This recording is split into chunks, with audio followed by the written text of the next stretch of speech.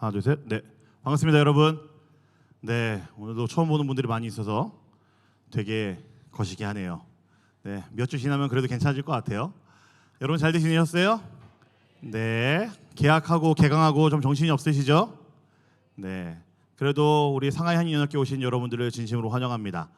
같이 예배할 수 있다는 것이 행복이고요. 네, 함께 이 공동체 안에서 만나고 서로 찬양할 수 있다는 게 참 기쁨이라는 사실을 방금 또 밑에서 느꼈습니다. 여러분도 느끼셨나요? 네, 좋죠. 네, 가사가 참 좋은 것, 찬양의 가사들이 너무나 좋은 것 같아요. 하늘에 닿아도 주님밖에 없고 땅 위에 놓여도 주님밖에 없네. 네, 엄청난 가사들을 우리가 같이 고백을 했는데 우리 그 고백 그대로 살아가는 여러분이 되면 좋겠습니다. 네, 같이 말씀 볼게요. 다니엘서 1장 1절부터 9절까지 말씀입니다. 다니엘서 1장 1절부터 9절까지 말씀. 네, 예. 네. 자, 다니엘서 1장 1절부터 9절까지 말씀 저랑 한 절씩 보도록 하겠습니다. 제가 1절 말씀 먼저 볼게요. 유다의 여호야김 왕이 왕위에 오른 지 3년이 되는 해에 바빌로니아의 느부갓네살 왕이 예루살렘으로 쳐들어와서 성을 포위하였다. 주님께서 유다의 여호야김 왕과 하나님의 성전 기물 가운데서 일부를 느부갓네살의 손에 넘겨주셨다. 그는 그것들을 바빌로니아 땅 자기가 섬기는 신의 신전으로 가지고 가서 그 신의 보물 창고에 넣어두었다.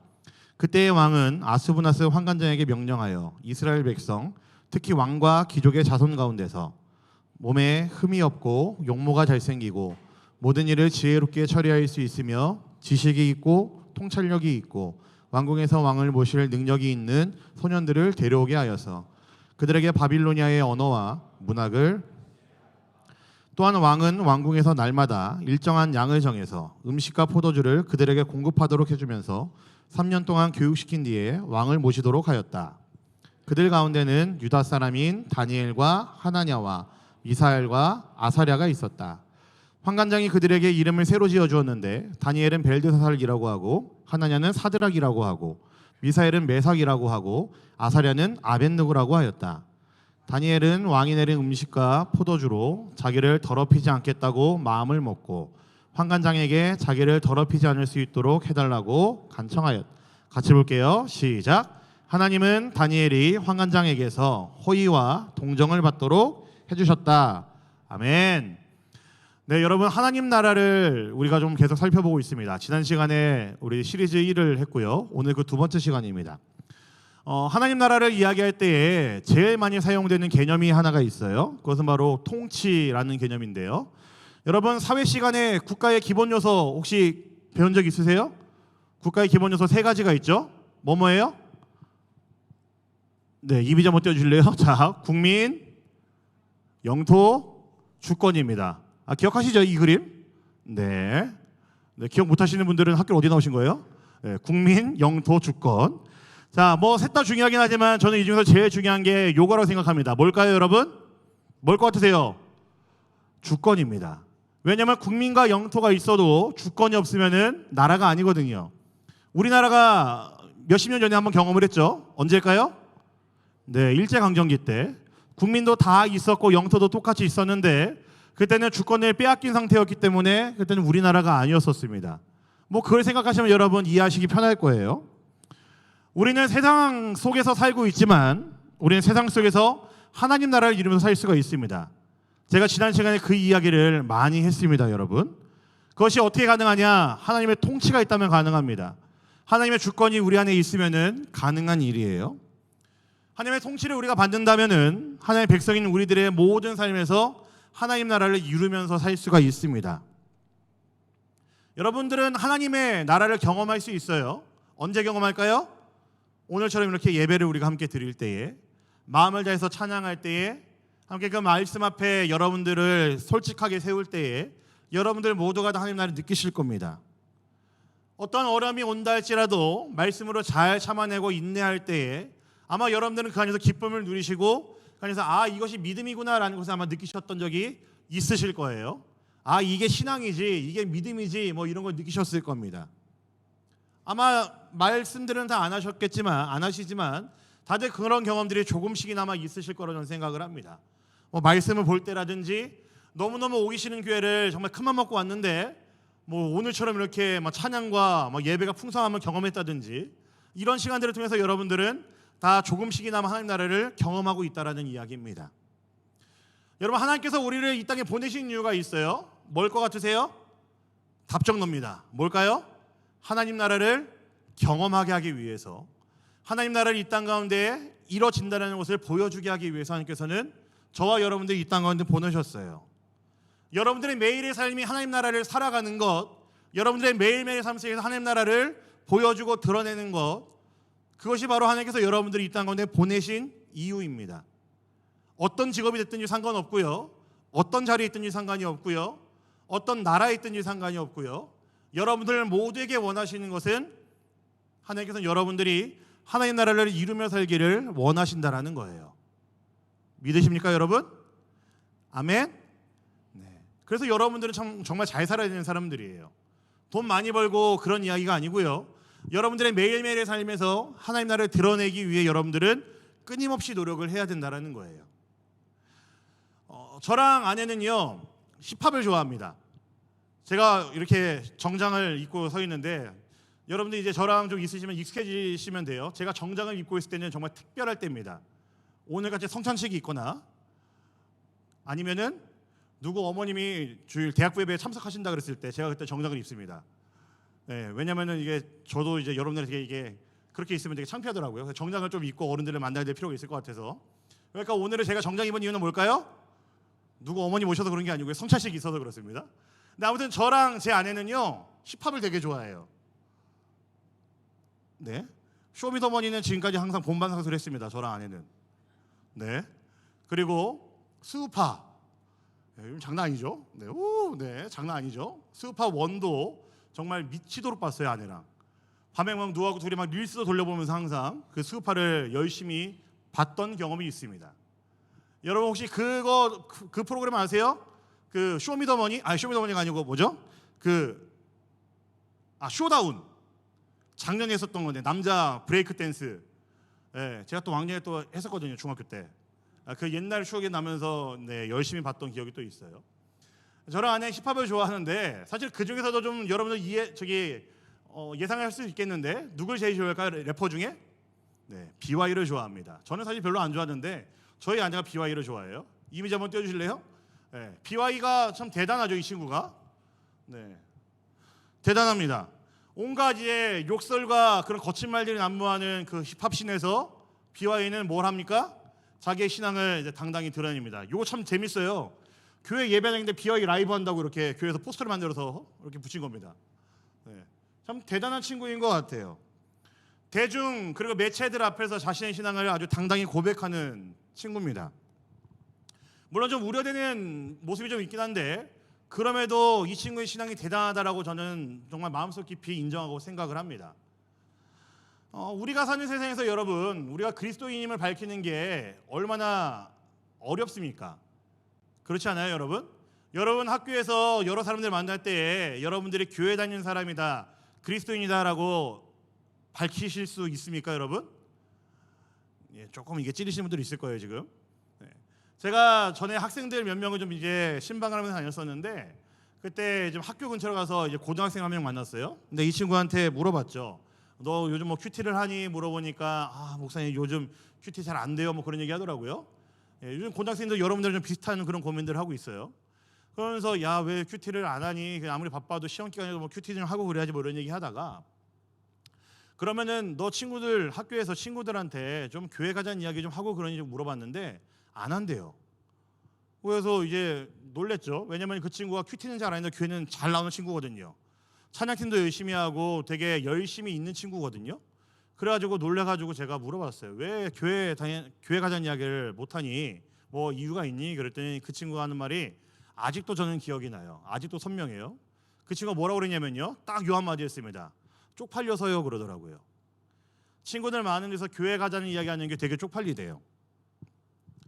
여러분, 근데 저는 이 상황이요, 그 친구에게만 있는 특별한 상황이 아니라고 저는 생각합니다. 아마 여러분들 모두가 많이 겪어보신 상황이라 생각을 하고요. 아마 다들 그 앞에서 분명히 이런 비슷한 일들을 경험하셨으리라 저는 생각을 해요. 세상의 문화, 세상의 시선, 세상의 어떤 이야기들이 마치 교회 다니는 것을 되게 우습게 여기게 만들고요, 교회 다니는 사람들을 우스운 사람인 것처럼 만들어 버릴 때가 굉장히 많이 있습니다. 여러분들도 아마 많이 경험하시리라 생각을 해요. 그러니까 그런 세상 가운데서 살아가고 있는데 더 거칠고 그 욕설들 남만는 그 힙합씬에서 내가 예수 믿는 사람이다라고 당당히 밝히는 BY라는 사람은 굉장히 멋있는 친구가 맞는 것 같아요. 그래서 좀 저는 멋있다라고 생각을 합니다. 물론 우려되는 것은 좀 있긴 있어요. 여러분, 지금 제가 하는 이야기는요, 오늘 우리가 좀 살펴볼 이야기들에 대한 아주 중요한 그 베이스가 배경이 됩니다. 사람들이 다니엘에 대해서 오해하고 있는 것이 있어요. 오늘 우리가 좀 다니엘서 말씀을 살펴봤는데 다니엘에 대해서 오해하고 있는 게 많이 있습니다. 그 중에 하나가 이거죠. 다니엘은 바벨론의 총리라는 것 때문에 입지전적인 인물로만 생각을 합니다. 그래서 다니엘처럼 되라라는 이야기를 많은 사람들이 세상에서 많이 해요. 여러분들이 아실지 모르겠지만 제가 고등학교 때 정말 이 우리나라를 이제 확 휩쓸었던 선풍적인 인기를 끌었던 책이 하나가 있습니다. 그 책 이름 뭔지 아세요? 들어보셨나요 혹시? 이거 알면 여러분 나이가 좀 있는 사람들이에요. 네. 뭐냐면은 다니엘 학습법이라는 책이 있습니다. 들어보셨어요? 나이가 좀 있으시네요. 네. 네, 이 김동환이라는 이 지금 목사님이 됐는데 이분이 쓴 다니엘 학습법이라는 책이 있는데 이분이 아마 제 기억은 서울대 종교학과를 수석으로 입학했든가 졸업했든가 그랬을 거예요. 근데 그 비결을 물었는데 그 비결이 마치 다니엘처럼 뭐 열심히 뭐 기도하고 그러면서 뭐 공부했더니 내가 뭐 이렇게 점수가 높아졌고 뭐 이렇게 성공할 수 있었다 뭐 이런 이야기를 한 게 그 책에 나와 있는 내용 전부 다입니다. 근데 저도 고등학생 시절이 있었으니까 저희 어머니가 공부시키려고 교회는 다니고 있었으니까요. 그 책을 어느 날 갑자기 저한테 던지면서 이거 보면서 이대로 하라고 그러시더라고요. 네, 제가 그때부터 다니엘을 좀 싫어하게 되었어요. 근데 이제는 좀 다니엘을 좀 좋아하게 됐습니다. 왜냐하면은 저는 다니엘에 대한 오해가 좀 풀렸거든요. 아마 그때 제 또래의 어머니들은 80년대생 그때 그 즈음의 어머니들은요 아마 다 샀을 겁니다. 아마 제 또래를 경험한 제 또래 비슷한 그 나이 또래 그 남자들은요, 아마 학생들은요 전부 다 그 책을 한 번씩 읽어봤을 거예요. 막 교회에서도 막 매대에다 깔아놓고 팔고 그랬거든요. 엄청났습니다. 그런데 다니엘처럼 된 사람은 거의 제가 못 본 것 같아요. 여러분, 많은 사람들이 다니엘을 그저 입지전적인 인물로만 생각합니다. 성공한 사람, 그리고 그 볼모지와 같은 바벨론 땅에서 유대인으로서 그 성공 가도를 달리는 그런 사람으로만 생각을 많이 하죠. 근데 여러분, 이거에 대한 오해를 오늘 바로 잡아야 됩니다. 이 오해가 바로 잡혀야지 여러분 하나님 나라에 산다는 게 무엇인지 여러분들 아마 감이 잡히실 거라고 저는 생각을 해요. 그래서 좀 서론이 길었는데 오늘은 이 다니엘에 대해서 함께 살펴보면서 우리가 하나님 나라에 산다는 것이 무엇인지를 함께 좀 살펴보도록 하겠습니다.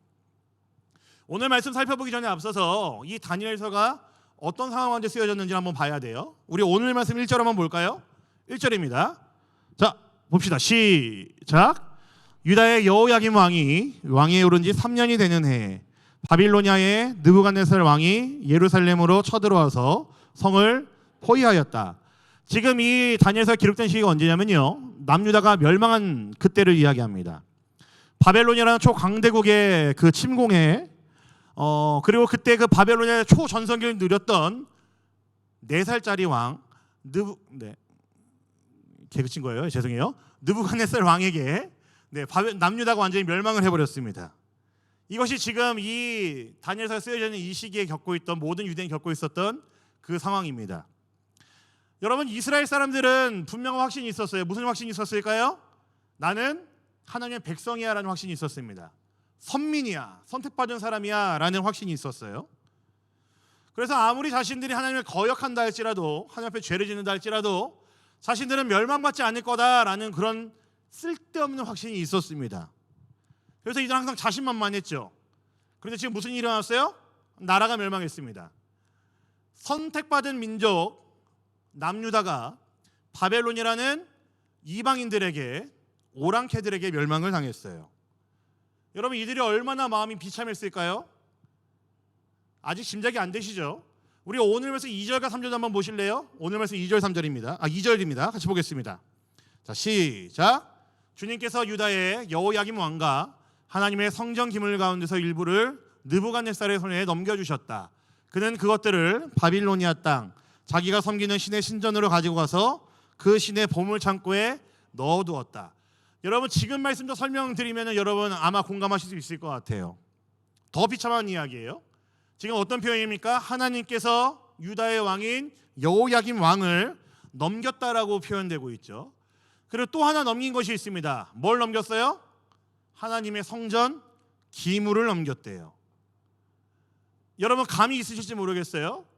여러분 하나님의 성전 기물은요, 성전 안에 들어있는 그 제사장일 때 쓰는 그 기구들은요, 아무나 만져도 될까요, 안 될까요? 만져도 된다? 아무나 만지면 안 된다. 1번, 2번. 자, 하나, 둘, 셋. 2번이죠. 아무나 만질 수 없습니다. 율법대로 한다면요, 오직 레위지파 사람들만 만질 수 있고요. 그 중에서도 제사장 가문에게만 허락된 것이 성전에 있는 기물들을 만지고 이동하는 일이었었습니다. 그런데 오늘 말씀 되게 웃기죠. 하나님이 어떻게 하셨대요? 그거를 넘기셨대요. 레위인에게 넘겼다고요? 아닙니다. 어디 넘겼대요? 느부갓네살 왕에게 넘겼대요. 이방인들에게 그 하나님의 성전 기물을 넘겼대요. 하나님의 의도가 들어간 표현이죠. 하나님께서 이스라엘을 가만두지 않으셨다는 이야기고 멸망을 시키셨는데 아주 철저하게 멸망시켰다는 이야기예요. 그들이 믿고 있었던 그 마지막 한 가닥의 희망까지도 하나님께서는 밟아버리셨다는 이야기입니다. 여러분 지금 읽은 이 이야기가요, 사실은 되게 좀 심오한 이야기에 의미가 있어요. 여러분 고대 사회에서 전쟁이란 것은요, 사람과 사람 혹은 나라 대 나라의 전쟁만을 이야기하지 않습니다.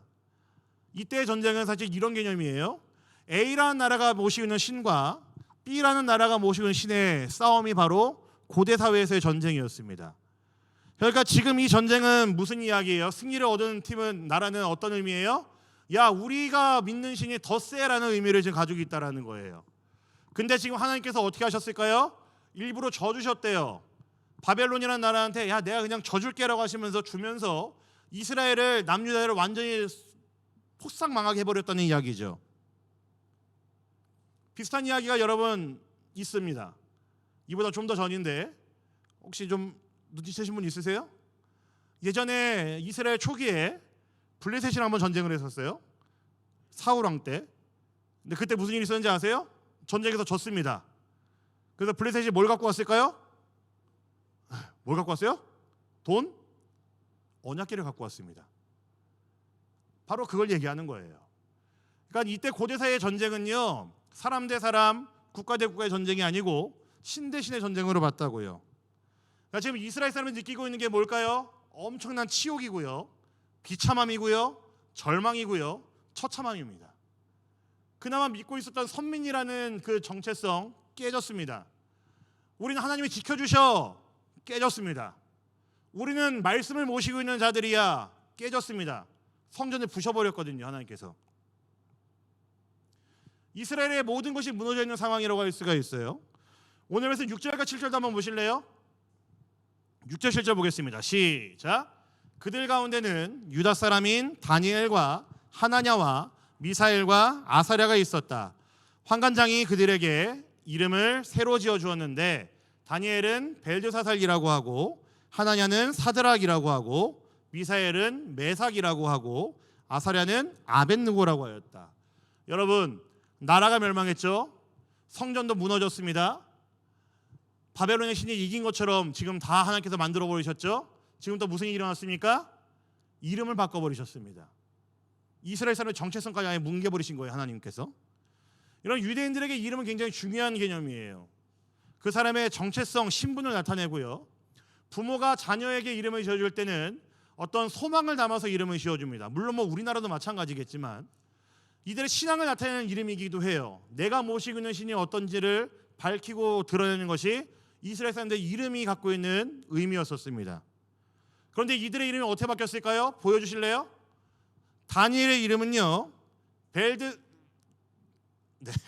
다니엘의 이름은요 벨드사살로 바뀌었습니다. 하나냐의 이름은요 사드락으로 바뀌었고요, 미사엘의 이름은 메삭으로 바뀌었습니다.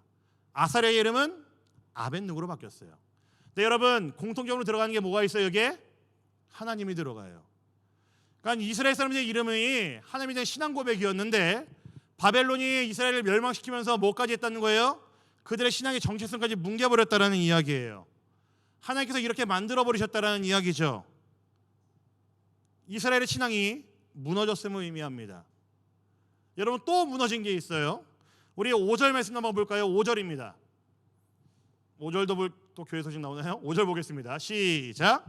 또한 왕은 왕궁에서 날마다 일정한 양을 정해서 음식과 포도주를 그들에게 공급하도록 해주면서 3년 동안 교육시킨 뒤에 왕을 모시도록 하였다. 여러분 지금 말씀은 날마다 일정한 양이라고 되어 있는데요. 이거보다 전에 그 개역개정 성경에는요 왕의 음식이라고 표현이 되어 있습니다. 다니엘서에서만 사용된 표현이라서 사실은 정확하게 뭔지 모르겠지만 다니엘과 그 친구들이 반대한 것에 봐서는 아마 이런 음식이었을 거예요. 바벨론의 신에게 바쳤던 음식, 뭐 그런 음식이거나 아니면 율법에서 거부하고 있는 음식, 뭐 핏째 먹는 음식이라든지 뭐 선지 같은 거. 여러분 선지 드세요? 네, 뭐 그런 음식들을 줬기 때문에 아마 이들은 거부를 했을 겁니다. 여러분 문제는 뭐죠? 거부했던 다니엘과 세 친구들이 있음에도 이것을 그냥 먹는 사람들이 있었다라는 이야기예요. 여러분 제가 무슨 이야기를 하는 걸까요? 지금 다니엘서가 쓰여진 이 시기는요, 이 배경은요, 나라 멸망했고 신앙 무너졌고 개인의 정체성 무너졌고요, 그들이 믿고 있던 그 모든 것들이 전부 다 처참하게 무너져 있는 상황이라는 이야기입니다. 믿을 구석이 요만큼도 없는 상황에 놓여 있는 것이 지금 다니엘이라는 이야기죠. 그들의 신앙이 무너졌다는 이야기는 뭐예요? 세상이 하나님보다 더 크다라는 것을 그들이 느끼고 있었을 거라는 이야기입니다. 그들의 가치가 무너졌습니다. 신앙도 무너졌고요, 정체성 자체가 아예 싹 다 무너졌습니다. 바벨론과 같은 세상, 우리의 신앙과는 다르게 득세하는 세상, 오케이. 그러나 그 세상에 살면서 든든히 다리를 딛고 하나님 나라에 살아했던 하나님 나라의 백성들조차도 세상 앞에 무너져 버렸다라는 거예요. 다니엘과 세 친구들은 버텼지만 나머지 유대 소년들은 전부 다 무너졌습니다. 신앙이 무너졌다는 이야기죠. 제가 왜 이야기를 길게 했을까요, 여러분? 무슨 이야기를 하려고? 한번 잘 생각해 보실래요, 여러분? 지금 저와 여러분이 살고 있는 이 시대가 그런 시대 아닙니까? 우리가 살고 있는 이 세상이, 이 시대가 지금 오늘 말씀에 바벨론에서 살고 있는 다니엘과 그 친구들, 이스라엘의 그 소년들이 겪었던 그런 세상과도 같은 그 시기를 저와 여러분들이 지금 살고 있지 않냐 말이죠. 지금 이들이 경험하고 있는 것처럼 자신들이 모셨던 여호와 하나님 나라가 여러분 초라하게 느껴질 정도로 세상이, 여러분 둘러싼 세상이 더 크게 보이지 않습니까? 교회는 참 불쌍합니다. 맨날 세상으로서 욕을 얻어먹어요. 물론 뭐 교회가 잘못하는 것도 많이 있으니까 그렇죠. 아까 처음에 이야기했던 것처럼 어디서 그리스도인을 밝히기 조금 민망하고 쪽팔린 그런 시대를 우리는 살고 있습니다. 그리스도인이라고 이야기를 하지만 세상의 이야기에 쉽게 동조해버리고 쉽게 무릎 꿇는 그런 시대를 저와 여러분들 모두가 살고 있습니다. 아마 경험도 있으실 거예요. 신앙이 무너졌고 우리가 믿어야 했던 가치관, 정체성이 무너졌고요, 세상이 말하는 것들은 더 커 보이는 그런 위험천만한 시대를 저와 여러분들이 지금 살고 있다고 생각합니다. 그나마 제가 더 속상한 건요, 저는 그나마 여러분보다 좀 더 살아갖고 괜찮은데 지금 청년이 된 여러분들이 살아갈 그 세상은 더 험악하고 험난하고 더 우리를 하찮게 여기고 얕잡아보는 그런 시대를 살 거란 말이죠. 속상합니다. 그래서 저는 여러분들이 살아갈 세상을 생각하니까요 속상해요. 여러분들뿐만이 아니고요, 저의 자녀들, 우리의 다음 세대 살아갈 생각을 생각하니까요 사실 너무너무 속상합니다. 그리고 여러분들에게 좋은 세상을, 하나님이 무엇인지를 제대로 가르쳐주지 못한 세상을 전달해 준 것 같아갖고 되게 마음속 깊이 미안해하고도 있어요. 이런 시대를 우리는 살고 있죠. 지금 다니엘이 겪고 있는 그 시대상이 바로 지금 이런 시대입니다. 그리고 저와 여러분들이 보고 있는 시대가 바로 그런 시대죠. 여러분 근데 오늘 말씀 보시면은 힘이 좀 나실 거예요. 그런 시대를 다니엘이 어떻게 살았는지 오늘 말씀 8절 한번 보겠습니다. 8절입니다. 봅시다. 시작. 다니엘은 왕이 내린 음식과 포도주로 자기를 더럽히지 않겠다고 마음을 먹고 환관장에게 자기를 더럽히지 않을 수 있도록 해달라고 간청하였다. 여러분 어떤 표현이 눈에 들어오십니까? 간청하였다. 좋아요. 그리고 또 앞에 뭐가 있죠? 마음을 먹고가 있습니다. 여러분 마음을 먹었다는 얘기 무슨 뜻일까요? 다른 유대 소년들이 넘어간 것처럼 자기는 넘어가지 않겠다라는 겁니다. 많은 유대 소년들이 이름도 바꿨고 거기서 만족했고요. 왕이 주는 음식 뭔지 모르겠지만 그거 먹으면서 배부르다고 이렇게 배 두드리고 있고, 제 배를 두드리는 게 되게 이상하죠? 배불러 하고 있고 만족해하고 있는 그런 시대 가운데에 다니엘은 그렇게 살지 않겠다라고 뭐 했다고요? 마음을 먹었답니다. 가벼운 표현 아니에요, 여러분. 당연히 제가 그러니까 여러분에게 이야기하겠죠. 여러분 마음이라는 단어는요, 이게 성경의 원어로는요 레브라는 단어를 씁니다. 근데 이게 무슨 의미냐면요, 여러 가지 선택지가 있는 뭐 선다형에서 하나 그냥 가볍게 선택했다는 의미가 아니고요, 내가 요거 안에 목숨 걸었다는 이야기예요. 내 모든 걸 걸어서 여기다가 투자했다는 이야기고 올인했다는 이야기입니다. 그냥 맛있는 음식 그냥 나 안 먹을래요, 다른 거 먹을래요, 이게 아니고요, 내가 저거 죽는 한이 있더라도 안 먹겠습니다, 나는 내 신앙 지킬 겁니다 라고 이야기했다라는 거죠. 거부했다라는 겁니다. 내 전 인격적으로 몸과 영혼을 다하여서 모든 마음을 다 쏟아부어서 거절했다라는 이야기입니다. 다른 유대 소년들이 바벨론이라는 세상의 가치관에 무너져가고 있을 때에, 무릎 꿇고 있을 때에 자신은 그 가치관에 넘어가지 않겠다라고 다짐하고 있는 모습이에요. 여러분 많은 사람들이 다니엘에서 오해하고 있다고 그랬죠. 다니엘을 그저 성공한 사람, 입지전적에 어떤 그 높은 위치에 오른 사람, 성공가대로 달리고 있는 그런 젊은 뭐 CEO, 이렇게 생각들을 많이 합니다. 근데 여러분 만약에 이렇게 생각한다면요, 물론 저 때의 부모님들 아마 그렇게 생각을 많이 하셨겠지만요, 그렇게 생각하고 다니엘을 본다면은 이미 그분들조차도 세상의 가치관에 넘어가신 분들입니다. 여러분 다니엘서를 하나님께서 우리에게 주신 이유는요, 이렇게 성공해라, 다니엘처럼 이렇게 살면서 너희가 돈 많이 벌어라, 너희가 유명한 사람이 되라, 이런 의미를 하나님께서 주신 것이 아닙니다. 하나님께서 다니엘서를 기록하게 하신 이유는요 있습니다. 그가 성공했던 인물이라서가 아니라요, 그가 기도하고 은혜 받아가지고 좋은 직장에 취업했고 성공했던 사람이라서가 아닙니다. 이스라엘이 무너졌고 성전이 무너졌고 그들의 신앙이 무너졌고 가치관이 무너졌고 정체성이 무너졌던 어둠과 절망뿐인 그 시대 가운데에 자칫 그들이 오해하기에는 하나님의 다스리심이 끝났고 하나님 없는 것처럼 보이고 하나님이 작아 보이게 만든 그런 시대 가운데에 하나님께서는 분명히 하나님이 살아있으면 보여주게 만든 사람이 있었다라는 걸 보여주기 위한 것이 다니엘서입니다.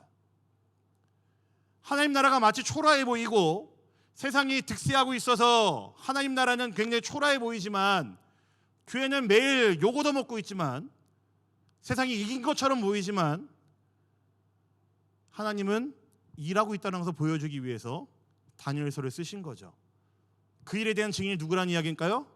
다니엘이라는 이야기입니다. 하나님 나라가 아직 끝나지 않았고 하나님 나라는 여전히 우리 안에 있고 다니엘을 통해서 하나님께서는 그걸 보여주기 위함이죠. 하나님께서는 여전히 일하고 계시다는 사실을 절망뿐이고 어둠뿐인 그 시대 가운데에 분명히 보여주고 있는 것이 다니엘서입니다. 그래서 여러분 다니엘이 중요한 사람이에요. 성공했기 때문이 아니고요, 다니엘의 인생을 보시면요 절망뿐인 그 시대에 하나님의 일하심을 우리가 볼 수 있어서 중요한 사람입니다. 우리가 다니엘처럼 되어야 된다는 이야기는요 성공해야 된다는 이야기가 아니고요, 마치 지금도 바벨론이 득세하고 있고 이긴 것처럼 보이는 이 시대를 살면서 우리의 삶을 통해서 하나님이 살아계심을 보여줘야 되기 때문에 우리는 다니엘처럼 살아야 된다는 이야기입니다. 다니엘 학습법 아니라고요. 성공이 다가 아니라는 이야기입니다. 여러분은 어떠십니까? 여러분은 지금 바벨론을 살고 있습니까? 하나님 나라를 살고 있습니까? 여러분은 지금 그 가치관에 넘어갔던 유대 소년들처럼 살고 있습니까? 아니면 다니엘과 새 친구처럼 살기를 원하십니까? 이 땅에서 우리가 어떤 그리스도인으로 살아야 할지, 우리의 삶을 통해 어떻게 하나님 나라를 증거할 것인지, 내가 어떻게 하나님의 통치 아래 들어갈 것인지, 내가 어떻게 하나님의 주권의 세상 가운데 보여줄 것인지, 내 삶 가운데 보여줄 것인지, 우리가 고민해야 될 것들은 이것들이죠. 저는 이게 우리 청년 때에 더 중요한 고민이라고 생각을 합니다. 뭐 제가 여러분들 자주 만나러 다니잖아요. 신방도 저는 사실은 자주 합니다. 저는 시간 나면은 여러분들을 만나고 싶어하고 안 날라 있는 사람처럼 만나자고 막 연락도 먼저 하기도 하고요. 제가 먼저 연락을 종종 해요. 되게 모양 빠지죠? 여러분들 만나는 게 좀 좋아가지고 이야기 듣는 게 좋아가지고 저는 뭐 학교를 가기도 하고요. 그래서 얼마 전에 복단대도 갔다 왔잖아요, 그죠? 복단대 가고 제가 뭐 했어요? 여기로 와라 그래갖고 제가 불렀었죠. 네, 다음 주는 교통대 갈 겁니다. 네, 민항교통대. 자, 소리 질러. 저는 이렇게 여러분들 만나는 거 좋아합니다. 네, 여러분들 만나서 이야기 듣다. 민항 화사대. 네, 화사대 잠깐만요. 네, 여러분 만나면 듣는 얘기가 이런 거예요. 취업에 대한 고민. 어떻게 좀 이게 인턴도 뭐 여러 군데 좋은 데 많이 가고 스펙 쌓고자 하는 그런 고민. 뭐 여러 가지 많은 뭐 자격증 같은 것들을 통해서 어떻게든 더 좀 더 그런 삶을 살고자 하는 그런 고민들이 주를 이룹니다. 이해합니다, 여러분. 어쩔 수 없죠. 근데 제가 지금 여러분들한테 정말 강하게 도전하고 싶은 것은요. 지금 여러분 때 해야 되는 고민은 그거보다는 어떻게 내 삶에서 하나님 나라를 내가 이룰 것인가, 어떻게 내가 더 하나님의 뜻에 순종한 삶을 살 것인가에 대한 고민이 더 필요한 거라고 저는 생각합니다. 아니요, 그렇게 믿습니다. 저는 그 일을 위해 제가 이 자리에 있다고 저는 생각을 해요. 저는 그 이야기를 여러분들에 전달하기 위해 하나님께서 저를 이 자리에 불렀다고 저는 분명히 믿고 있습니다. 이 고민들이 주를 이루어야 되는 것이 우리들의 삶이어야 되고요, 여러분들의 매일이어야 된다고 저는 생각합니다. 여러분 다니엘처럼 살아야 됩니다. 세상에 휩쓸리지 말고요, 여러분들의 마음과 뜻을 다하여서 하나님 나라에 쏟아부어야 되는 다니엘처럼 살아야 됩니다. 이 땅에서 그 어느 것도 소망이 아닌 것을 알고 좋은 직장, 뭐 스펙, 뭐 좋은 뭐 이력들, 뭐 이런 것들이 소망이 아님을 알고 하나님께, 예수님께 여러분 마음을 쏟아부으셔야 됩니다. 그래서 교회는 어떨까요, 여러분? 뭐 말할 것도 없죠. 저는 우리 교회가 그래서 더 그 일을 위해 애쓰는 교회가 되면 좋겠어요. 저와 여러분들이 함께 모여서 이야기 나누고 그럴 때에 우리가 어떻게 하면 이 세상을 더 아름답게 만들어갈 수 있을까? 우리 대학부 공동체가 얼마나 더 아름다운 일을 할 수 있을까에 대한 많은 이야기도 우리 안에 이루어지면 좋을 것 같습니다. 교회는 말할 것도 없어요. 로마서 12장 2절을 보시면요, 이런 말씀이 있습니다. 유명한 말씀이죠. 한번 같이 볼까요? 봅시다. 시작. 여러분은 이 시대에 풍조를 본받지 말고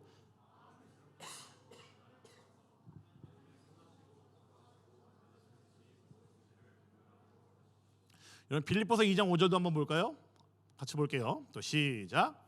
여러분 안에 이 마음을 품으십시오. 그것은 곧 그리스도 예수의 마음이기도 합니다.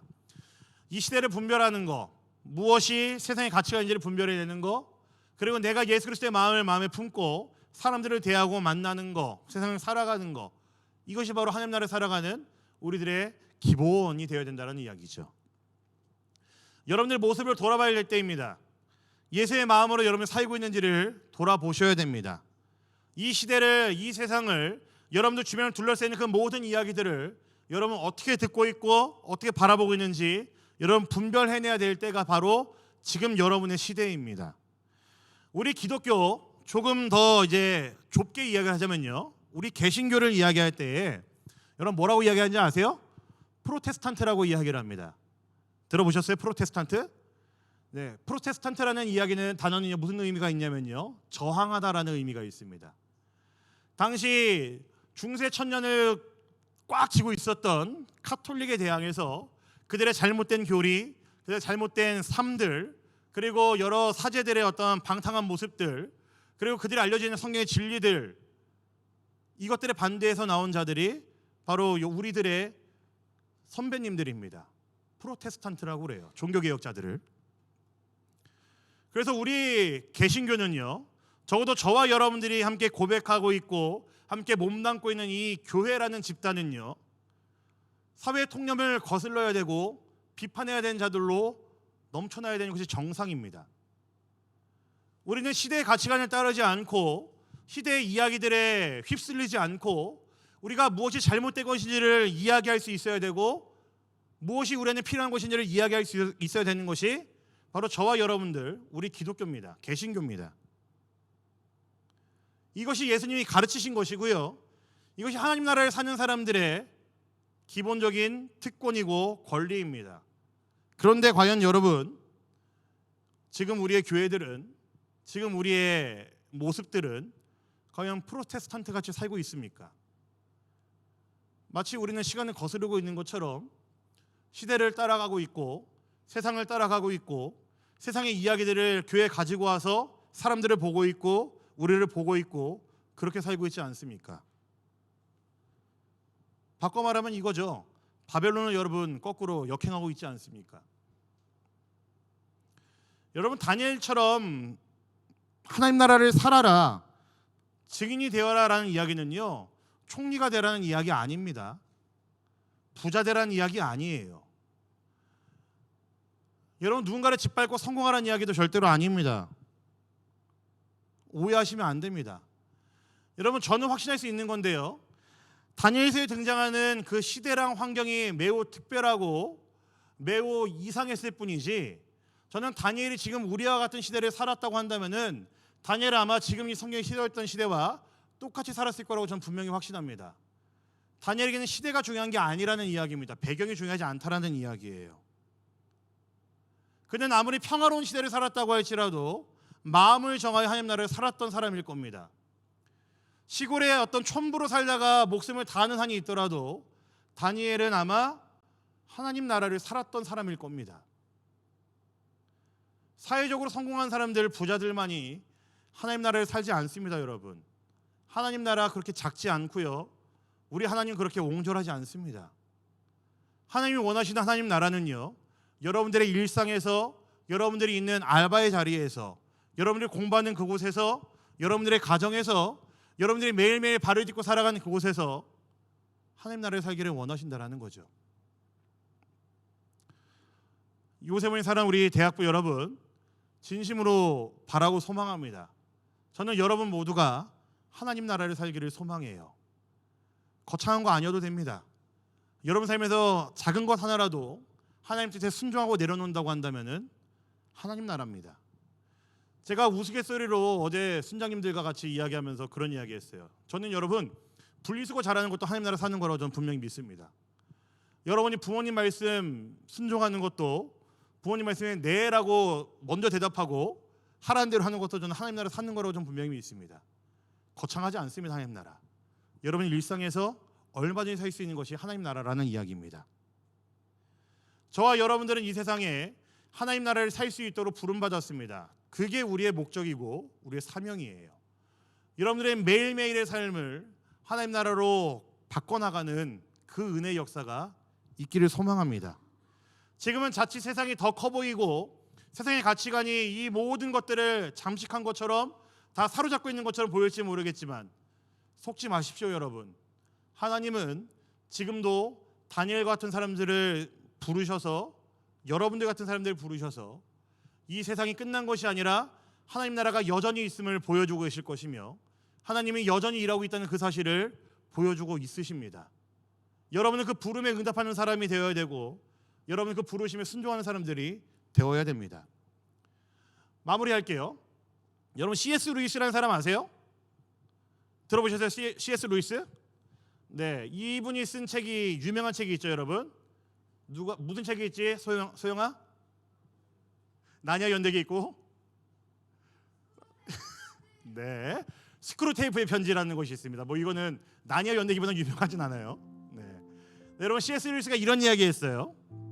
순전한 기독교라는 책에서 이런 이야기했는데요, 예수로 칠하는 인생이 아니라 예수로 염색된 인생을 살아야 된다라고 이야기를 했습니다.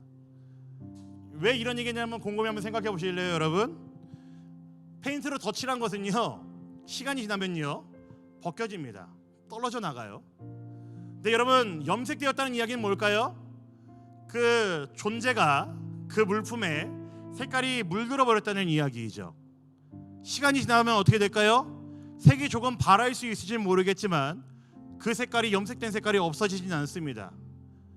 저는 하나님께서 여러분들을 예수 믿는 자로 부르셨다라는 이야기는, 그리스도인으로 부르셨다라는 이야기는, 여러분을 이 땅에 살게끔 하셨다라는 이야기는요, 여러분들이 페인트로 덧칠한 인생이 아니라 염색된 자로 이 땅에 부르셨다는 사실을 저는 믿습니다. 우리가 이 땅에서 하나님 나라에 산다라는 이야기는요, 페인트로 덧칠한 그런 인생 살라는 이야기가 아니고, 시간 지나고 세상의 이야기 가운데 듣다 보면 벗겨지는 그런 인생 살라는 이야기가 아니고요, 여러분의 존재가 예수님에게 물들어서, 여러분의 모든 시간들이 예수님에게 물들어서 하나님 나라를 살게끔 부르셨다라는 이야기입니다. 여러분은 어떤 인생 살기를 원하십니까? 페인트로 번질나게 이쁘게 덮여있지만, 아름답게 덮여있지만 시간 지나면 벗겨지고 떨어지는 그런 인생 살기를 원하십니까? 아니면 예수에 딱 붙어서 예수의 여러분의 존재가 엮여 있어서 염색되어져서 예수로 사는, 하나님 나라를 살아가는 그런 인생 되기를 원하십니까? 여러분, 오늘 말씀에서 다니엘이 마음을 정했다, 마음을 먹었다라는 표현은요, 저는 지금 딱 이 표현인 것 같아요. 예수로 염색이 되었다라는 이야기입니다. 그 마음을 하나님으로 염색해버렸다라는 이야기입니다. 그러니까 다니엘의 인생이 하나님 나라를 살았던 인생이고요.